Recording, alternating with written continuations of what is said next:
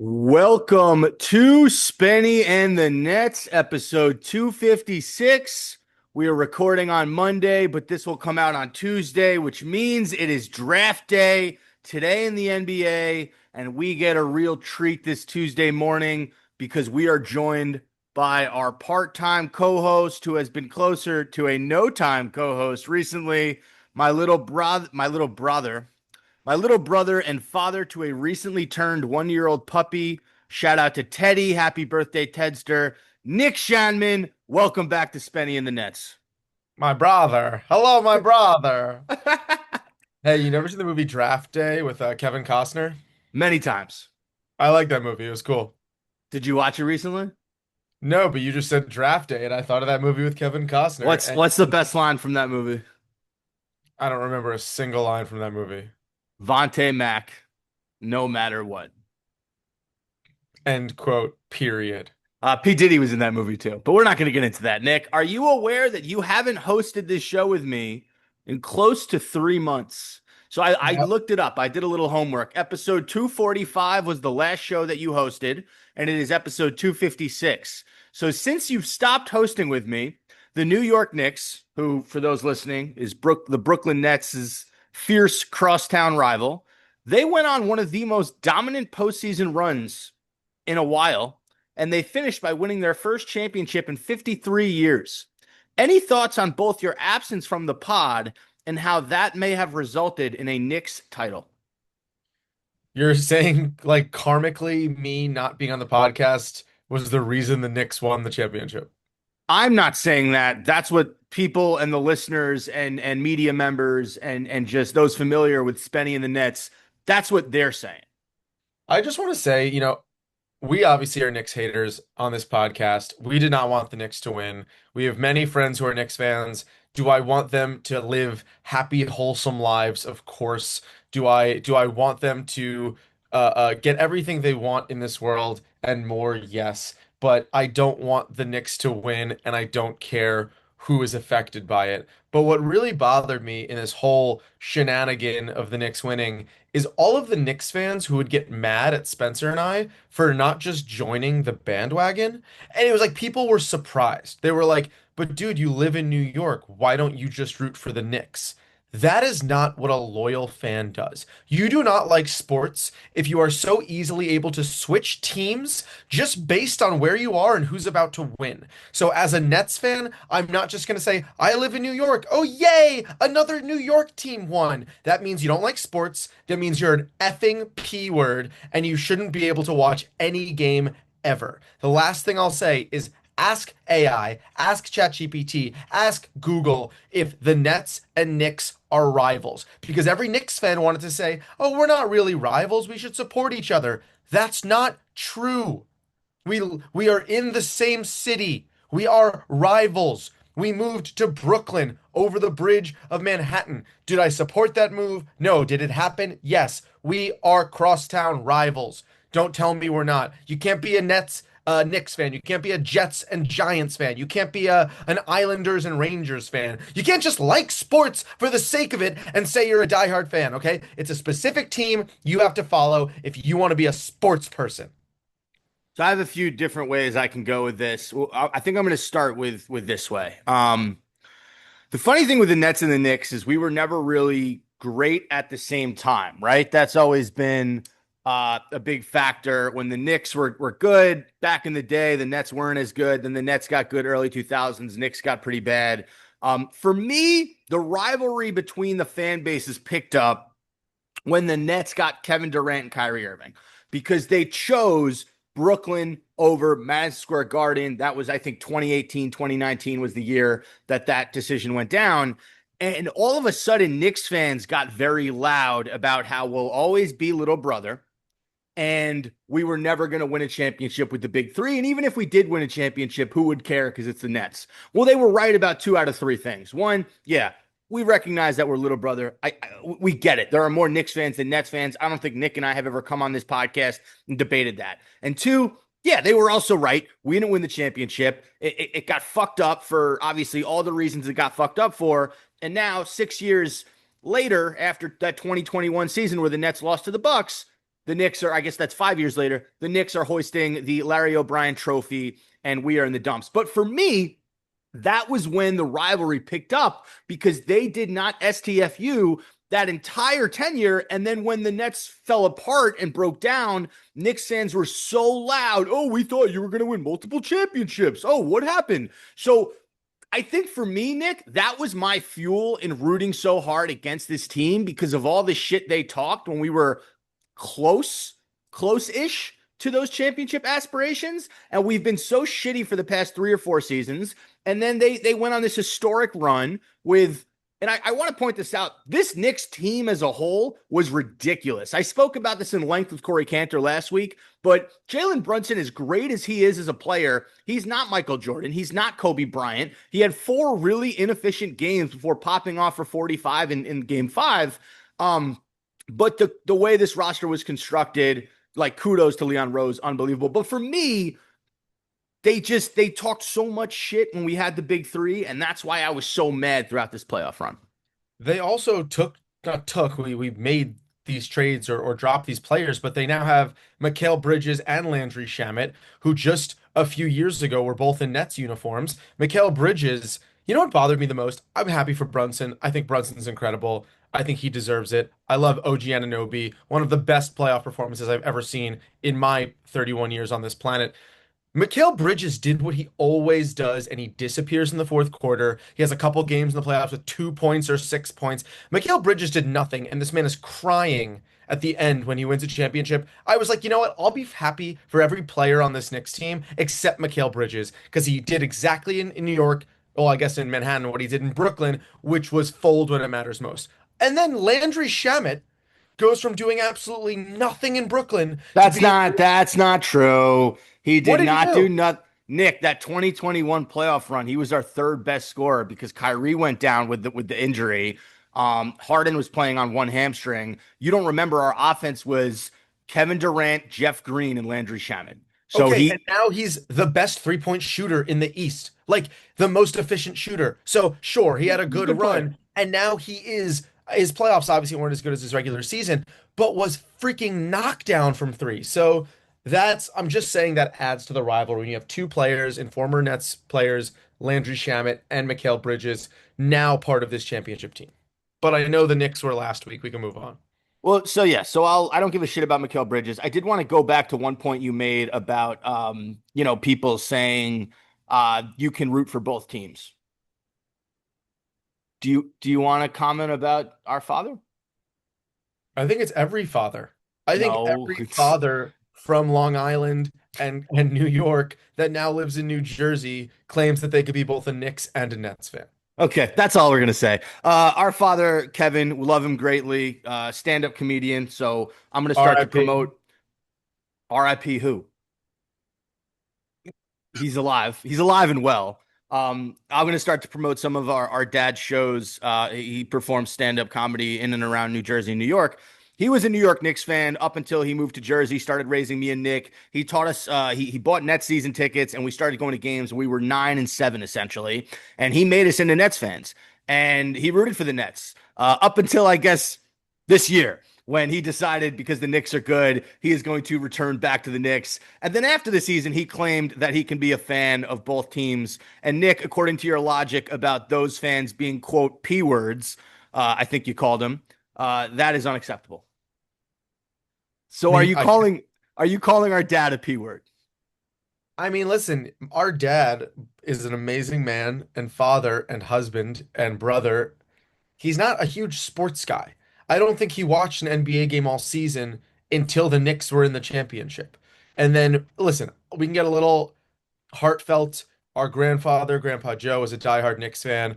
My friends were making fun of me because I was texting them talking so much shit about the Knicks the night that Dad posted that how proud his father would have been being able to watch this Knicks team. So I'll give I'll say this. I'm happy for our Grandpa Joe in heaven. RIP. Jews, That's actually an RIP. He's dead. Jews don't believe in heaven. Wherever Grandpa Joe is, he's happy that the Knicks won. And I'm happy that our dad is happy that his dad, rest his soul, is happy.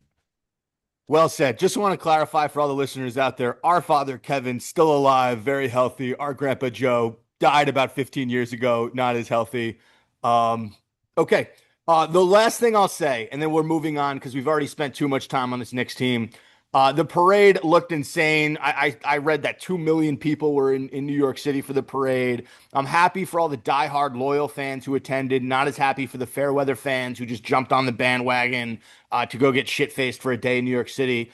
I will say, Nick, that when the Nets do win the championship one day, their parade will be much more efficient, it will be more intimate, and it will be more coordinated than that mess of a Knicks parade in Manhattan.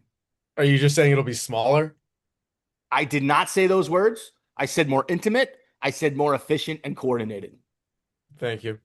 Okay, moving on. We're going to start to talk about the NBA rumors.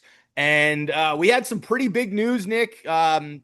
Monday morning, Shams Charania. And by the time you're listening to this, things may have changed. But the Giannis Antetokounmpo sweepstakes are down to two teams, either Miami or the Boston Celtics. And a deal is expected to be done before the NBA draft later today, which is Tuesday.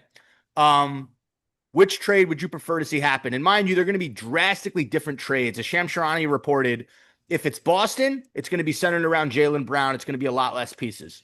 If it's Miami, it's going to be a lot of veteran players, salary filler, and draft picks. So I guess which would you rather see, and which team has a better chance to win the East if a trade is made? First of all, kudos to Giannis for staying in the East. The West keeps getting better and the East keeps falling behind.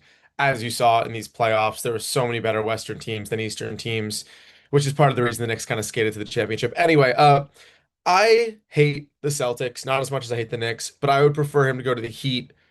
I like the Miami Heat. The Miami Heat and their coaching staff, Spoelstra, what they've done with some really mediocre teams to make such deep runs the past like 5 to 6 years, unbelievably impressive with not a lot of talent. You had the Butler and Bam years.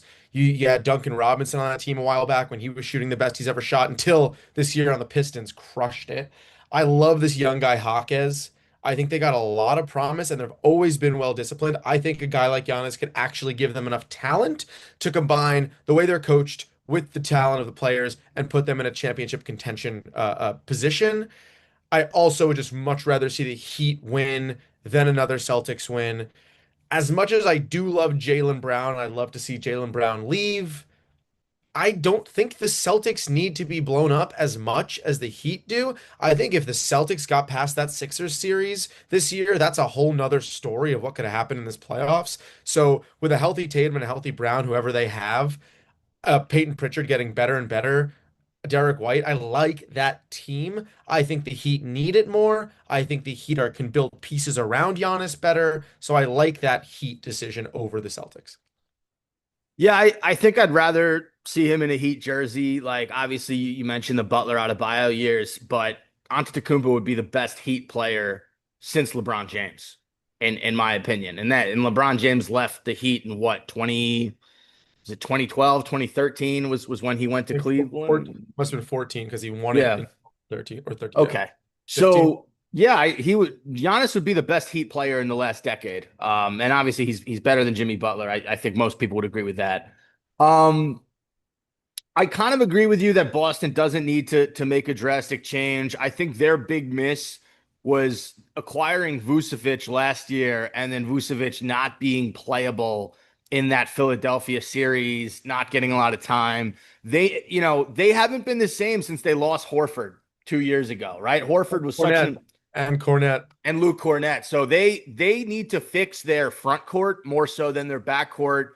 Um, Derek White had a bad season last year. You mentioned Pritchard getting better. So yeah, I like Giannis going to Miami. I think if Giannis goes to Boston, then they become your clear-cut favorite in the East over Detroit, over New York. I think Boston is currently constructed is probably two or three after Detroit and after New York right now. So you're telling me Um, that team would be Tatum and Giannis, yeah. both ISO players. They're not, but Tatum can play off the ball, and they're different ISO players. Giannis can play in the post. Tatum plays on the perimeter. I think it would work from a basketball standpoint. And you sitting there trying to deny that Brad Stevens is one of the better GMs in the league, like the guy knows hoop. Goes from I didn't deny Butler. that. I just don't understand why they want to hold on to Tatum over Brown. Um, I think that they think Tatum's ceiling is a bit higher than Jaylen Brown's, and I would agree with them. Yeah, but I would say Brown is just one of the most consistent, efficient. He could take over. He could play selfless. He's a great defender. Like, I don't know. I guess if you're getting the unbelievable talent that is Giannis, why don't you have a player that can ground the team more as opposed to having two kind of super high ceiling, but also, I guess, a little bit more injury prone, risky players? To me, Jason Tatum is a better shooter than Jaylen Brown. Do you agree or disagree? He is. He's Oh, a he is. Stop. He's a better shooter. He's a better three-point shooter. You look up the numbers, you're going to find that Tatum historically has a better jump shooting percentage than Jaylen Brown. Look him up. Giannis, on the other hand, the one thing he doesn't do great is shoot jumpers. So for me, that Giannis Tatum duo, it just works better than the Giannis Brown duo because at least Tatum can hit threes at a better rate than those other two guys. As Nick's looking that up, we have one more piece of NBA rumor news that I want to get to before we start to dive deep into the draft. And Nick, are you looking up Tatum's 3-point percentage versus Brown? I'm asking ChatGPT. Who's a better who's a better shooter? Tatum is Okay. 1% Yeah. over three. Brown in the past few years is much more efficient from mid-range. Okay.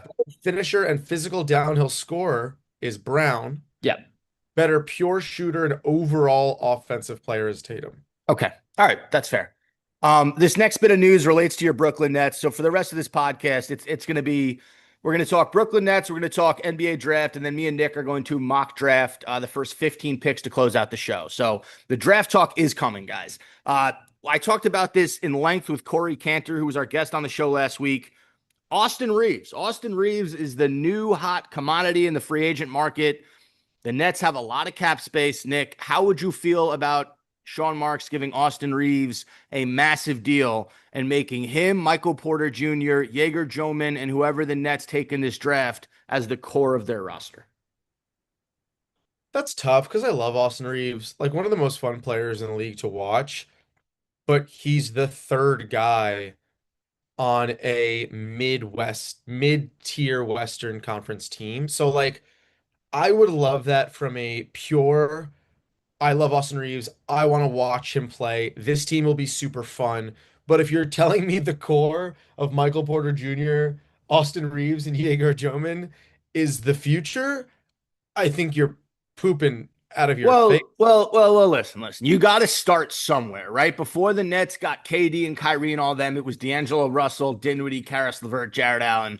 So for me, I am on board with this. You need to spend the money. You have all this cap space. Just because the guys in free agency aren't great, you gain nothing from holding on to this money, and you have to be competitive next year, Nick. I don't know if you know this, the Nets don't have a first round pick next year. So there I is no yeah. reason to tank. You need to be better. You need to be somewhat competitive in the East to prove to this fan base that you have a vision. So yeah, maybe Austin Reeves isn't the sexiest name. Maybe it's not Giannis Antetokounmpo, but you get a guy who puts up 25 points per game or something around there. You match him with Michael Porter Jr. You have this rising star in Yegor, and hopefully we'll get into the draft stuff. You get a point guard of the future, and then the next 2 years, maybe you flip one of those guys. Maybe you're able to fill out this roster a little bit. So for me, it's a no-brainer. You take Austin Reeves, you pay him whatever he wants, and you put asses in the stands in the Barclays Center. I understand what you're saying. I will also say, to your point, Austin Reeves is just a sexier name to say than Giannis Antetokounmpo. Just Austin Reeves, it rolls off the tongue. I hear you, but why are we so allergic to ever trying to get a big man? Like we've talked about this for me and you have talked about this for 20 years. We talked about it on the podcast for years. We never have a good big man, and yet, like we're saying in this projection of the draft, we're probably going to get a guard. If me and you are talking about the 1 to 2 players that we're looking at that we'll get to, so now you're saying yes, Michael Porter Jr. is our four. We're still going to end up putting Claxton at the five. Bless his heart, I'm done talking about Claxton's potential because he's hit his potential and it's really mediocre. So you're telling me that we're going to go guard heavy on a lineup that's already small and kind of lanky. So now you're telling me we're again in 2026. We've been talking about it since 2011 with Brooke Lopez. Like, we never have a guy that could bang down low. We don't have a guy that could even put a finger on Joel Embiid. Now, obviously, Joel Embiid is the anomaly. Not a lot of players in the league could guard Embiid. But if we ever just focused on getting a big body, all these surrounding players will have open shots. We'll be able to fill open space. We'll be able to actually create better offense as opposed to having a small lineup every single year. So, is it a no-brainer if we can get Reeves to get him right now, knowing that we're still playing for the future? Yes, I understand. But why isn't there a conversation around what big men are available that we could spend our money on, what big men we could invest in, especially if a big man is not on the cards for us in the sixth pick? All right, so I got some big men who are on the free agency market, and I'll read you some of them, and you tell me if you're interested. The number one guy who I Say the think name and I'll say yes or no over Reeves. Jalen Duren. Yes. Okay, I don't think there's a shot in hell we get him. Isaiah Hartenstein, No. DeAndre Ayton. Yes. You take Ayton over Claxton? Yes. Oh, What? Ayton was so bad last year. Yeah, but that was like a new team. He's still figuring it out. Right, because yeah, Brooklyn's not a new team. Okay, that's pretty much Walker Kessler. No, okay. I mean, I'm 50-50 on Aiton, but Duran, if we somehow were able to get Duran to the Nets, that is a no-brainer over Reeves. I love Duran. I think I take Walker Kessler. What? Yeah. 24 years old. He's a double-double machine. He does not leave the paint, with the right point guard. I like Walker Kessler. That's kind of Okay, it. You I'll take take him? that, but I like Duran more. Okay. All So right, that's about it. it's slim pickings. Kristaps Porzingis. Yes. Okay. All right. Porzingis? Porzingis. Moving on. Was he So, invited yeah. to the Knicks parade? No, he was not. All right, let's get into some NBA draft talk. So the latest report, Nick, from I think it was Hoops Hype, the Brooklyn Nets have attempted to move up into the top four range of the NBA draft by dangling their number six pick with future first round picks. League sources told Hoops Hype. I doubt this happens, but any thoughts on this? I think it's smart. As much as I like the guards in the draft, like again, if we could get Boozer or Wilson, I would just feel so much better about our future building around a big. You're right. I don't think it's super likely, but I would just be that was always our dream. Our dream was always Boozer. It's not going to happen. If this trade somehow went through, I would be happier with that. Okay. Yeah, I think it's so like all the teams in the top four, they want to take guys in the top four. Like Utah wants to get either Boozer. So we'll get into it, but I don't see it. Like Chicago was thrilled to be in the top four. They were not supposed to be in the top four. Brooklyn out tanked Chicago, right? But we got fucked. We get number six. They get number four. That's the way the cookie crumbles. Um, I think same with Memphis. I think we out tanked Memphis. So like Memphis and Chicago are happy to be there. Washington did their job. They tanked like crazy. And then Utah, yeah, it's the same. I think the only team that had a worse record than us was the Pacers, and their pick went to the Clippers at five. Yeah. So they got fucked. So anyway, all right. I don't think it happens either. If it did happen, I think the most likely thing would be maybe Chicago, maybe because they have a history of making stupid basketball decisions, but I don't think it happens. All right, Nick. Nets, number six pick, draft later today. Here are the options I will be happy with at number six. Mikal Brown Jr., Darius Acuff Jr. Both point guards, very different. Acuff Jr. is a shorter, score first point guard, has kind of drawn Jalen Brunson comparisons, that kind of microwave scorer. Defensively, not the best. Mikal Brown Jr. is the guy that I like. It's the guy that most of the media thinks that the Nets will take. Guard out of Louisville, had some back issues last year, but when he's right, very good passer of the basketball, good enough scorer, has a really good feel for the game. And I think both these guys would come in and probably start over Nolan Traore right now because I think they're already probably better than him. Not even a question. Okay, so that's what I'd be happy with. I would be less happy, but not angry, if the Nets draft Keaton Wagler out of Illinois. Guard plays a similar position to Joman, but has a nice bag of scoring. Um, and I think I'd be happy with that pick. I will be angry, and these are the reports that are on Nets Twitter. Nick is not on Twitter, so he's not seeing this. I would be upset if the Nets take Nate Ament, the forward out of Tennessee, at 6. That would be a reach.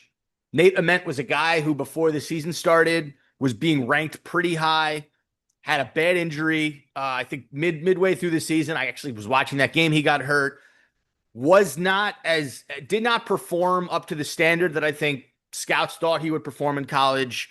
But he's a guy, he's one of those potential guys. Potentially he can be good, but he is a much less safe pick at 6. And if you're the Brooklyn Nets, you need the safest pick. You need the best available player. You have to be good next year. So I would be angry with Nate Ament at number 6. Do you have any thoughts on what you'd be happy with, what you'd be mad with, where the Nets go at number 6? I have a similar thought to you. I have Acuff going to us right now. I think Acuff, just watching him play, has such a high ceiling and so much X factor. Was a top 5 player to me to watch this year in college basketball. So if he did drop to 6, I'd be thrilled. I'd also be happy with Mikal Brown Jr. I've been looking more into him. I didn't see him play much, but either of those players to me would 100% replace Traore because I think Traore has not given me any reason to give him more than 12 to 15 minutes this year unless he starts really developing. I'm not as out on Nate Ament as you are because, again, I'm always going to lean big man if someone has potential. But Ament almost looks like the same exact build as Claxton. So, for that reason, I'm a little skeptical. If we were talking about someone with a little more body, like a Boozer, obviously it'd be a different story. So, I'm not as out on Ament. I like Kingston Flemings. I don't think I would take Acuff and Mikal Brown over him. I think he'll drop a No, little. you would take them. I would. That's what I said. Yeah. Yeah. I would Okay. take both of them over Flemings, but I don't hate Flemings. After that, it starts to get wishy-washy. Someone I really like who's going to go to the teens, who I would never do a reach for. I really like Lendeborg from Michigan. I Okay. really like his game. I have him right now at 13 to the Hornets, but again, we're not going to reach for that's just someone I wanted to point out like would be cool to see in a Nets uniform. Yeah. Super well-rounded player on both sides of the ball, big body. Again, not the talent nor potential I see Acuff and Brown Jr. having, but again, someone I just like in this draft. And I'm not even going to speak to the top 4 because I don't think we'll get any of them. No, I'm with you on that. Nate meant he is a perimeter player. 16.7 points per game last season. Again, season was cut short with injury. He's a 6'10 forward. I think the mistake that people are making is they're kind of comparing him to like a mini Kevin Durant. And I just think that's such a fucking reach. This guy, like, if you watch what Kevin Durant did at Texas the one year he was there, drastically different. Not the same player. Nate Ament is a lot more raw than Kevin Durant. Um, he only shot 33.3% from 3 last season, a little under 40% from the field. He's just got a lot of work to do. Like the bag isn't there. We talk about, having a bag, being able to score in a lot of different ways. He has to get a better handle. He's got to get a better feel for the game. I just, if we were already had a competitive roster next year and we could take a chance on a guy like this, I'd be a little bit more open to it. But I just you can't, like, this isn't the year to take a risk. Take the safe pick, take the guy that that can come in and be good right away. I just don't think that's Nate Ament. Understood. Some breaking news, by the way. Michigan coach Dusty May is finalizing a deal to become the new head coach of the Dallas Mavericks. Really? Yep. Out Jason Kidd, in Dusty May in Dallas, younger coach. You see a lot of these teams, they're going in that direction of hiring younger, which is actually ironic because the Knicks obviously went and hired Mike Brown last season, who's an older coach, and they won the whole thing. So we'll see. But very interesting hire. Dusty May, coming off a national championship, is now going to coach one of the best young stars in the NBA in Cooper Flag. Kyrie Irving is still on that roster. So it'll be very interesting to see, how Dusty May works with this new Dallas front office and goes from there. I honestly really like that. As much as I can't throw shade on Jason Kidd's name as a player, one of the best Nets of all time, one of the most fun players to watch growing up for Spen and I never really thought he was a great coach. Average.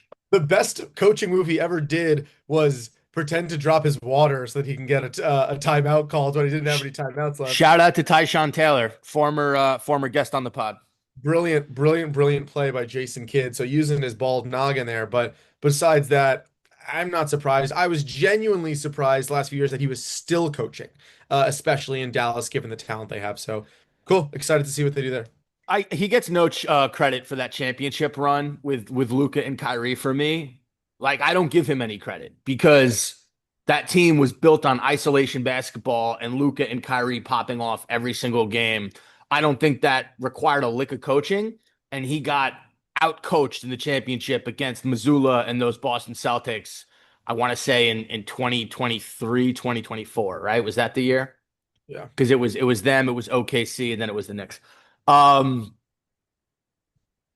okay, let's move on to our we're gonna finish the show with a mock draft. Me and Nick are going to go the first 15 picks of the first round. I have my picks, Nick has his, and we're going to start. The Washington Wizards are on the clock. Nick, who is your pick at number one? Tabonsa. Yep, yep, me too. I think it's pretty self-explanatory. You have Trey Young there as your point guard. You have Alex Sarr, the who had a great season last year as your center. Um, doesn't make a lot of sense to go Cam Boozer. You could go Darren Peterson, but I really think Dabonsa, like he is three-level scorer. The one thing he did at BYU that stood out last year, he was a distributor too. He got teammates involved. He's a high IQ basketball player. He's 6'10", 6'11", gets comparisons, like a forward version of Tracy McGrady is what we've kind of seen. Elite mid-range game, can go to the basket. I think this is the unanimous pick at number one. Agreed. All right, number two, the Utah Jazz are on the clock. Nick, who do you have Utah taking? I went back and forth on this one. I think Boozer. Yeah.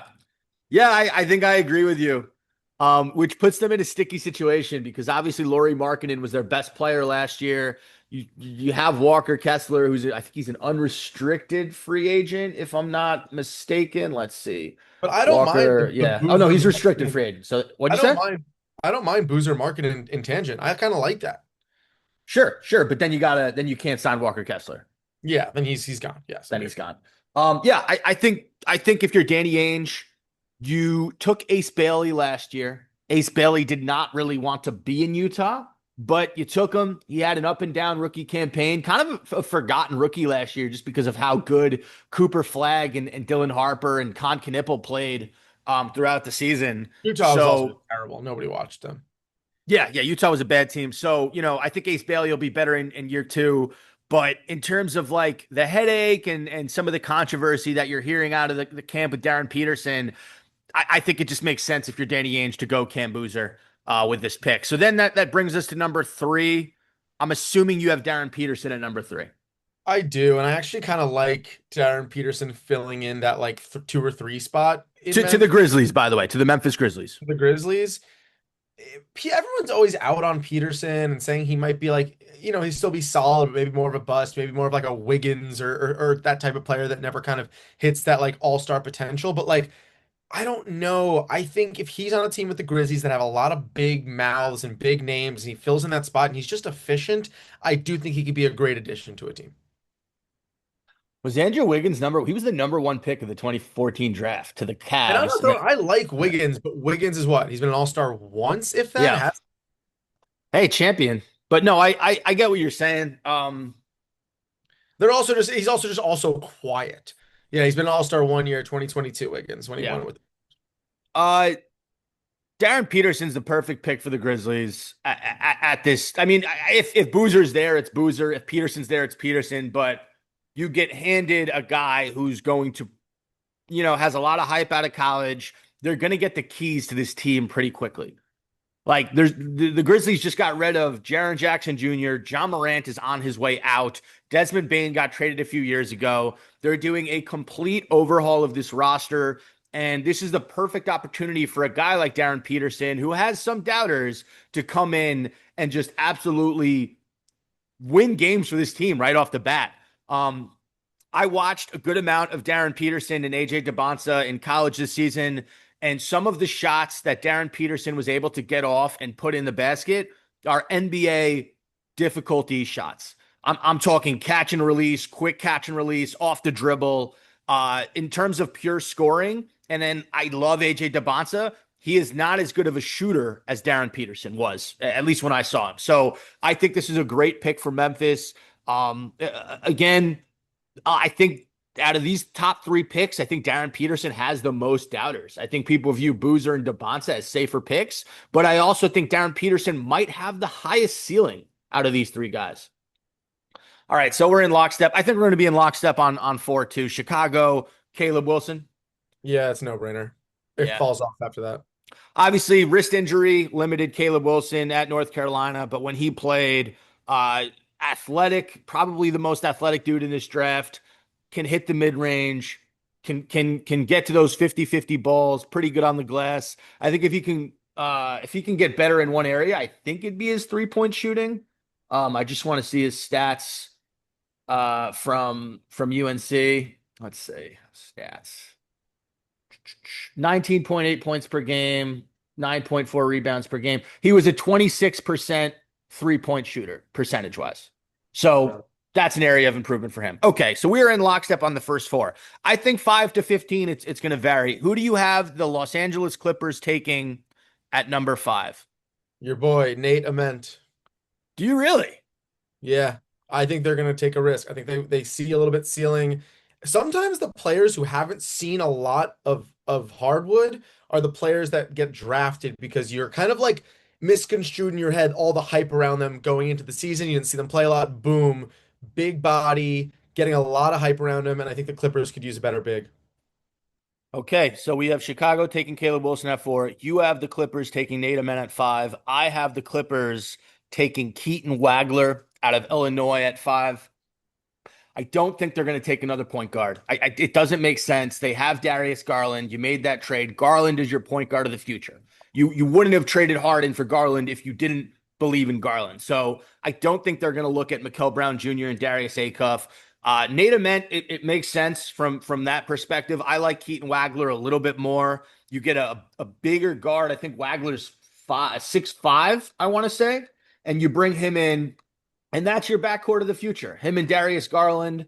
He's 6'6", Keaton Wagler out of Illinois. So I like Keaton Wagler to the Clippers at 5. And remember, the Clippers got that trade from Indiana in the Zubats trade. Copy. Okay. We get to your Brooklyn Nets at number 6. Adam Silver comes up there to announce the pick. Nick, who is your pick at number 6? Acuff Jr. Tell me why. Because he's a beast. Hit that shoot button and it's going in, baby. Okay, great basketball analysis from my co-host Nick. All right, yeah, I would be happy with him or Mikal Brown Jr. I lean Mikal Brown Jr. Reason being he's taller. That sounds like another great basketball analysis. But yeah, Mikal Brown Jr. Hey, in basketball, height is important. You are right. He's 6'5", 6'3.5 without shoes. As I mentioned, he is the dynamic playmaking point guard that I think the Nets need as they build out this roster of primarily scorers. Michael Porter Jr., scorer. Jaeger Joman. As much as I heard about his playmaking out of college, Jaeger Joman's a scorer. He's a shooter. He can put the ball on the rim. I did not love the minutes he had as the point guard last season. Maybe he can run, when he plays with the second unit, he can run point. But you need a guy like Mikal Brown Jr. He's going to put guys in their spots. I think this would be one of the best Sean Marks picks in the NBA draft if he takes Mikal Brown Jr. at number 6. I think this might be his best pick of his tenure as the Brooklyn Nets general manager. Love it. All right. Number seven. Who do you have? The Sacramento Kings taking at number seven. I thought 7 was the Mavericks. No, nine is the Mavericks. Oh, I have Wagler. You have Wagler to the Kings. Hmm. Okay. Okay, got it. I have Darius Acuff Jr. to the Kings. The Kings are linked to him. They've been wanting a point guard since they traded De'Aaron Fox over to San Antonio, who I don't know if you saw had a really, really, really bad NBA Finals. But anyway, yeah, I think Darius Acuff Jr. is the pick here for Sacramento. Spark plug, point guard, can put the ball in the bucket. I think this pick makes sense for Sacramento at seven. You like Keaton Wagler to the Kings at seven. Okay. Who do you have to the Hawks at number eight? Mikal Brown. Okay. Any reason behind that? Nope. Great. I have Nate Ament to the Hawks. Uh, I was thinking about a point guard here, but I looked up Nickeil Alexander Walker's numbers. He was a 20 points per game scorer last season. He had a really nice year for Atlanta. They locked in CJ McCollum to another year deal. Obviously, Zachary Ricochet kind of looking like a bust at this point. So I think you just kind of double down and you go Nate Amen at eight. He could turn into a prolific scorer. You have Jalen Johnson at that power forward position for the foreseeable future. So maybe you stick Nate Ament as your small forward, and then that lineup becomes Alexander Walker, CJ McCollum, Nate Ament, Jalen Johnson, and whoever you got at center over there in Atlanta. I don't even know who the fuck it is. It's a Gungu, right? A Hmm. Kungu? Okay. Number nine is the Dallas Mavericks. I'll go first. I have them taking Kingston Flemings. Same. Yeah, you same. Yeah, same. So I like this pick. Look, you already have Cooper Flag as kind of your point forward. So I don't necessarily think you need a true point guard here. Kingston Flemings comes in. He's one of the best defensive point guards in the draft. He can hit the open shot. If you keep Kyrie's basically a point guard, shooting guard hybrid. So you don't necessarily need a true point guard. Obviously, Kingston Flemings, what he lacks is size. So that becomes a pretty small backcourt between him and Kyrie Irving. But I think he fits into what Dallas is trying to do. Um, yeah, I like Kingston Flemings and I like that pick at number nine for Dallas. Number 10, the Milwaukee Bucks. Who do you have the Bucks taking? Braden Burries. Yep. Yeah, I have him there too. Young player. He kind of gets lost in the shuffle of these guards, but if you look up his numbers, if you watch the tape, Burries is up there. Like Burries is up there with Mikel Brown Jr. He's up there with Keaton Wagler. He could put the ball in the basket. He was huge for Arizona this year. I think if you're Milwaukee, you want someone who can put the ball in the net. You want a young player who can get better, and Burries fits that mold. All right, number 11, the Golden State Warriors. Who do you like here? Yaxel Lendeborg. Did you look at my mock draft? Because we have every single fucking pick the same. No, but I'm kind of switching it around as I go. You're such a dick. Why do you like Lindenberg here? I think it's kind of obvious. I said that before. He can do it all, man. He's such a good team player. I also just like his attitude. He seems mature beyond his years, can play offense, can actually defend well. He's a big body. And in that March Madness run, he was clutch, dude. He was the best player to me on that Michigan team. Yeah, also Golden State's trying to win now. He's an older player. I think he's 23 or 24, Lindenberg. So you put him on a win now team, that makes sense. He is kind of like a Draymond Green gadget kind of guy who can do a little bit of everything, and he's a better shooter than I think Draymond Green was coming out. So I like that pick at 11 to the Warriors. Number 12, your 2023, 2020, no, your 2024, 2025 NBA champions, the Oklahoma City Thunder. Who do you like them taking at number 12? Kareem Lopez from the New Zealand Breakers. Okay, we have a little bit of a difference here. I like them taking Ade Mara out of Michigan. Um, you can never have enough good big men. So Chet Holmgren did not have the best Western Conference Finals. Isaiah Hartenstein's going to be a free agent. You have, I think, Thomas Sorber is coming back from injury, who you took a year or two ago. Um, Mara has a high upside. He could be your starting center in the future if you want to continue to have Chet as your four. So I like Mara at number 12 to the Thunder. You like Kareem Lopez, who's a guy who's been linked to the Nets before the season started. Apparently, New Zealand, Sean Marks New Zealand guy. There's a connection there. All right, number 13, the Miami Heat. I actually have them taking Kareem Lopez, the small forward, power forward combo out of New Zealand. I have him going to Miami Heat at number 13. What about you? LeBaron Philon. Out of Alabama, right? Yeah, I just Point think he's a guard. beast. I watched him play a lot. Insane athlete. Almost a little bit like a less looked upon Peterson in terms of his scoring ability. Was super clutch when they had a lot of injuries, so I like his game a lot. Yeah, and depending on who the Miami Heat give up for Giannis, like if they have to give up Jaquez or they have to give up one of these young guards, I think that pick makes a ton more sense, right? Give Giannis a point guard that can score the basketball. All right, Charlotte Hornets. Who do you like at 14? I have Mara going to the Hornets. Okay, AD Mara going to the Hornets. I have Merez Johnson Jr. out of Michigan. Um, Although Kalbrenner had a pretty good rookie campaign last year, I think it's Ryan Kalbrenner, if I'm not mistaken. I still Oh, like, he was from like Creighton or something. yeah, is that, yeah, Ryan Kalkbrenner. Wow, it's a crazy Kalkbrenner, I guess is how you say his name. Kalk Brenner. Yeah, you can never have enough big His men. family sells cock. Yeah, they're cocksuckers. Yeah, you can never have enough big men. Merez Johnson Jr., national champion, again, could come in to this Charlotte Hornets team who is trying to win. They were on the precipice of the playoffs last season.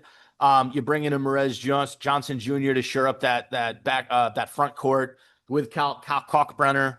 I like that pick there. You got Mara, the center out of Michigan there. Okay, so we both have Michigan guys going to Charlotte. And then finally, we round out our mock draft with the Chicago Bulls. They have another pick at 15. Who do you have them taking here? Wait, we're on 15? I thought we were on 14. No, 14 was the Hornets. 15 is the Bulls? Correct.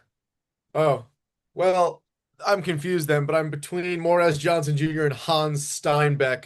But I guess if I'm going to the Bulls, I'll go with Morez Johnson Jr.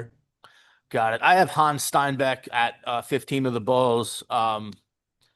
Yeah. Yeah. They lost Vucevic in that trade. They don't really have a big man for the future. I read that Hans Steinbeck was the top rebounder coming out of maybe the Big Ten or the league. I don't know, but you get a formidable guy who can help rebound the basketball and potentially be the future big man of the Chicago team. Obviously Chicago's in a little bit of a rebuild. They're trying to figure out, you have Buzelis coming back. He's going to be a lot better. Hopefully next season. And yeah, I think this is the pick for them at 15. Hell yeah. Hans Steinbeck. Hans Hans. Steinbeck.